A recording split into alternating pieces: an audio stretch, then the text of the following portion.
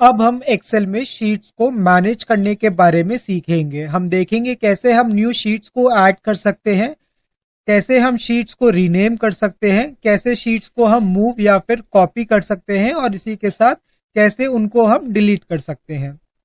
इसके साथ साथ हम जानेंगे कि कैसे हम मल्टीपल शीट्स को ग्रुप कर सकते हैं और शीट्स के टैब कलर को चेंज कर सकते हैं। ये स्टेप सेल्स और मार्केटिंग प्रोफेशनल के लिए काफी इंपॉर्टेंट होते हैं जब हम मल्टीपल डेटा शीट्स के साथ काम करते हैं या फिर कोई डैशबोर्ड या रिपोर्ट बनाते हैं।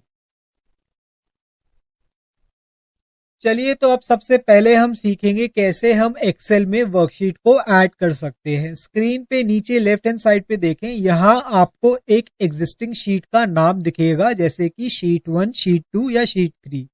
इनके साथ ही आपको एक प्लस का आइकन दिखेगा। जब आप इस प्लस के आइकन पे क्लिक करेंगे तो एक्सेल आपके लिए एक नई वर्कशीट को क्रिएट करेगा। एक्सेल ऑटोमेटिकली इस न्यू वर्कशीट को शीट 1, शीट 2 इस तरह से नेम देता है।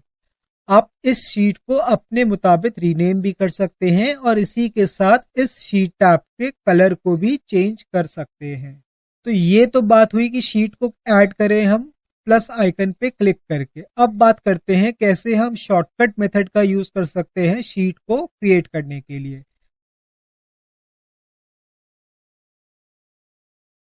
तो इसका जो शॉर्टकट कॉम्बिनेशन है वो है शिफ्ट प्लस F11। जैसे ही आप शिफ्ट प्लस F11 के कॉम्बिनेशन को यूज करेंगे, एक्सेल ऑटोमेटिकली आपके लिए एक नई वर्कशीट को ऐड कर देगा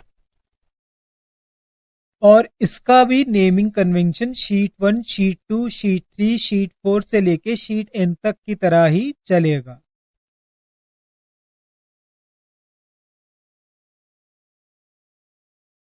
तो इस तरह से एक न्यू वर्कशीट को ऐड करना एक्सेल में काफी आसान होता है। अब जब हमने सीख लिया है कि एक्सेल में वर्कशीट को कैसे ऐड किया जाता है, अब हम बढ़ते हैं आगे और देखते हैं कि वर्कशीट को रीनेम कैसे किया जाता है।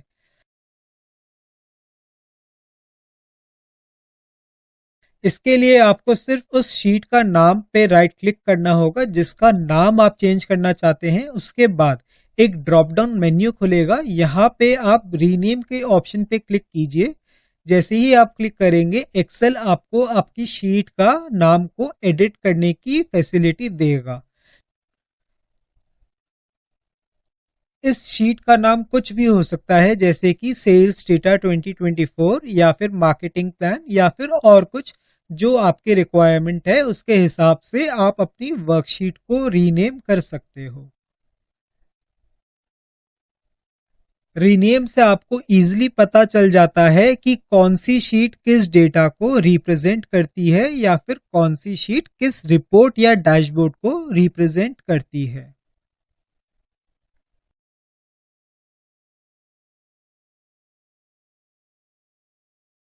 अब हम बात करेंगे एक्सेल में वर्कशीट को शॉर्टकट मेथड से कैसे रीनेम किया जाता है। वर्कशीट को रीनेम करने के लिए जो शॉर्टकट कॉम्बिनेशन है वो है alt plus O plus H plus R, यानी कि ऑल्ट ओ एच आर। जैसे ही आप इस कॉम्बिनेशन को कंटिन्यूएशन पे टाइप करेंगे वैसे ही एक्सेल आपको शीट को रीनेम करने का ऑप्शन प्रेजेंट करेगा।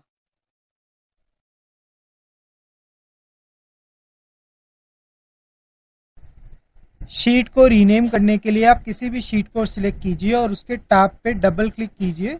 उसके बाद एक्सेल आपको उस शीट के नेम को एडिट करने का ऑप्शन देगा।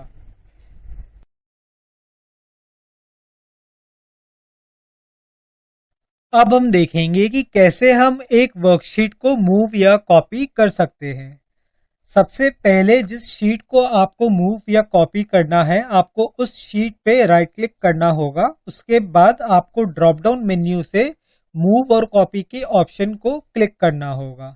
इस पे क्लिक करने के बाद एक डायलॉग बॉक्स खुलेगा जहां आप स्पेसिफाई कर सकते हैं कि शीट को किस जगह पे मूव करना है।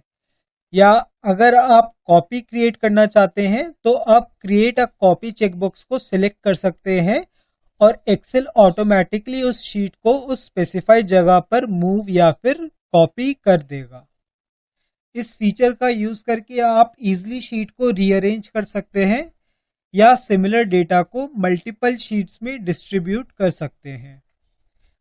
इसी के साथ मैं आपको बताना चाहूंगा, आप शीट्स को एक वर्कबुक से दूसरी वर्कबुक में मूव या कॉपी भी कर सकते हैं। शीट को मूव या कॉपी करने का जो शॉर्टकट है वो है Alt+E+M, यानी कि जब आप इस कॉम्बिनेशन को कॉन्टिन्यूएशन पे डालेंगे जैसे कि Alt+E+M, एक्सेल आपको वर्कशीट को मूव या कॉपी करने का डायलॉग बॉक्स ओपन करके देगा, जिसके बाद आप अपने हिसाब से वर्कशीट को मूव या फिर कॉपी कर सकते हैं।